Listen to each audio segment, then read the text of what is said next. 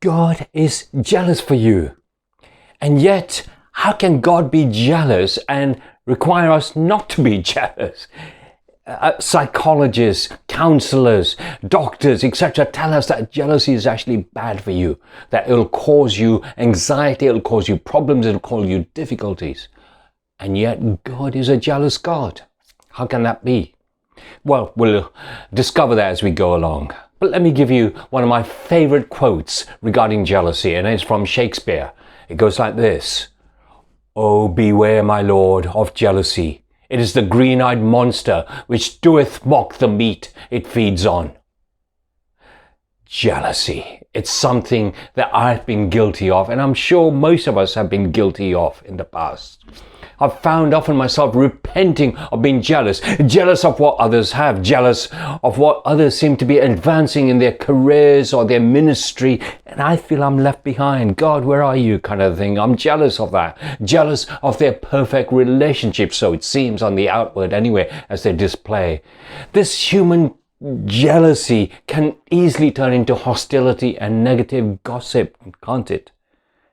Maybe you can't, but I know I'm guilty of that, so I'll put my hands up. Lord, help me. We may look at the social media of the other person and discover, wow, what a perfect life they have, forgetting that that is only a snippet and we don't know what the background is. That's only the highlight that they are depicting. See, the Bible speaks quite a lot about jealousy and envy. It tells us of the dangers of letting jealousy control us. Let me give you two biblical quotes. The first one: "A heart at peace gives life to the body, but envy rots the bones." That's in Proverbs 14 verse 30. And then, "Surely resentment destroys the fool and jealousy kills the simple." Job said that. You see, there are numerous people in the Bible who struggled with jealousy. In fact, I would submit it goes right back to creation.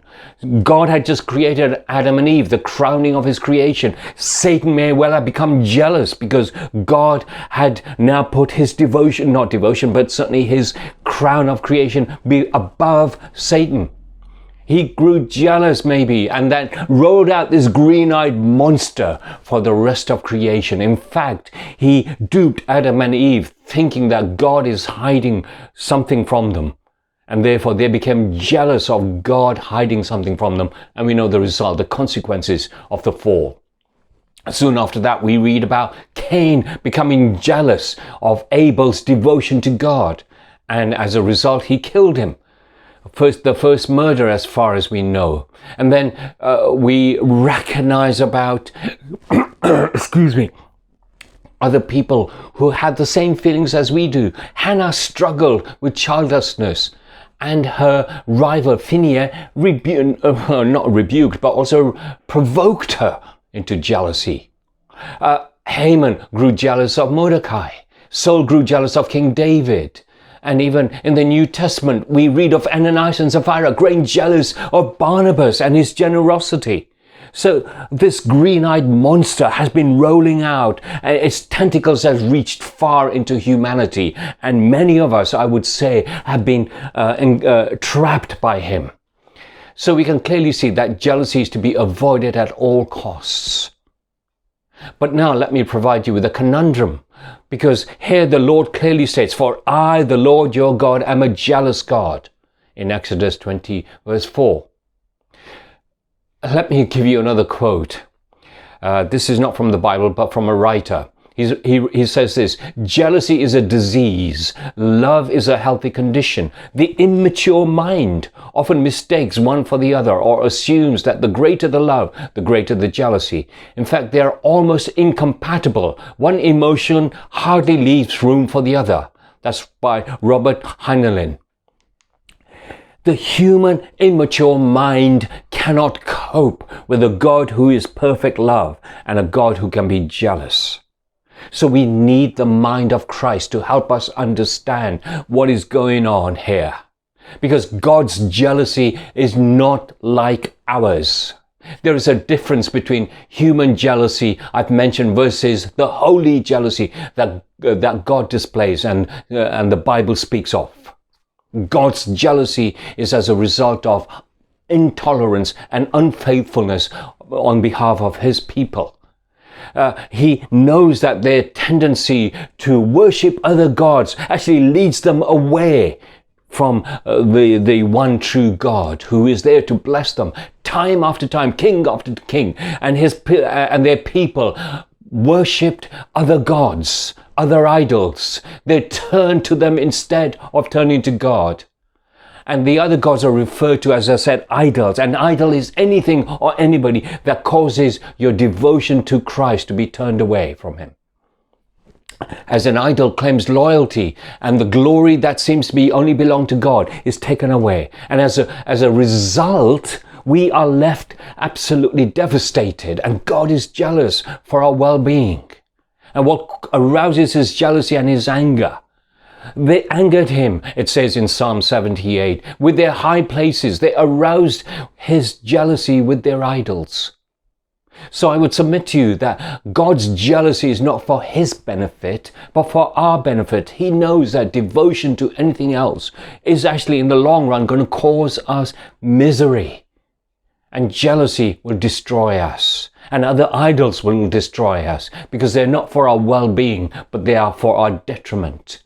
And God is a loving God, and he's jealous for us and for our well-being. So let me ask you these questions, or this question. What other gods do you have in your life? Is there anything or anyone gaining more attention and filling the gaps of hurt or emptiness that God should be filling?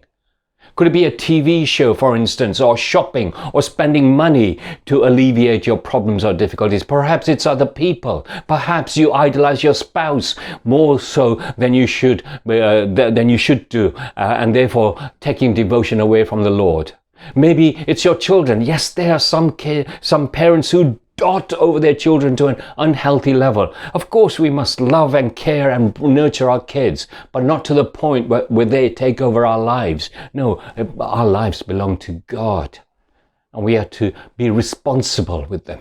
Or maybe it's career and money that drive you. In fact, there are now primary age children of the super rich who are encouraged to consider making money as they grow up.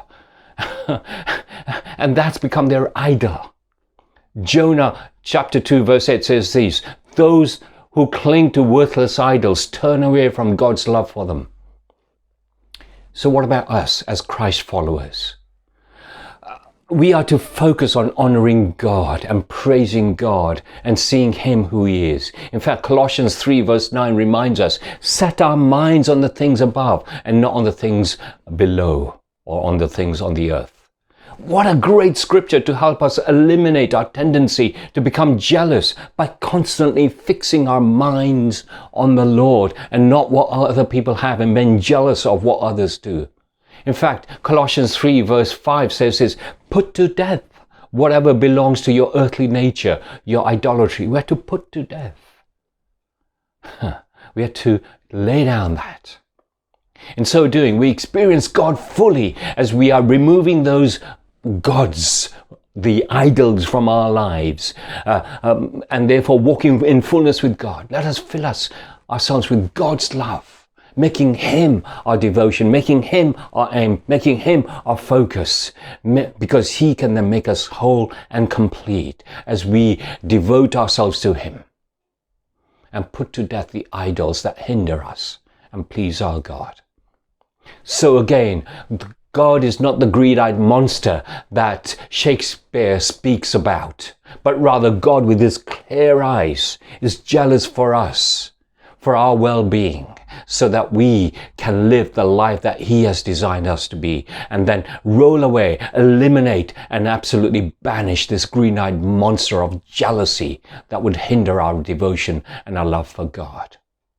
God is here, and his ways are beyond our ways. Don't ever think God is jealous in the wrong concept. He's jealous for you because he loves you. Well, I hope this message has been a blessing to you. If it's been an encouragement, please do pass it on to others. Please do hit the like button and subscribe, and do leave a comment. I'd love to hear your comments. But please pass on the video that you may find or others may find helpful. And I'll speak to you very soon.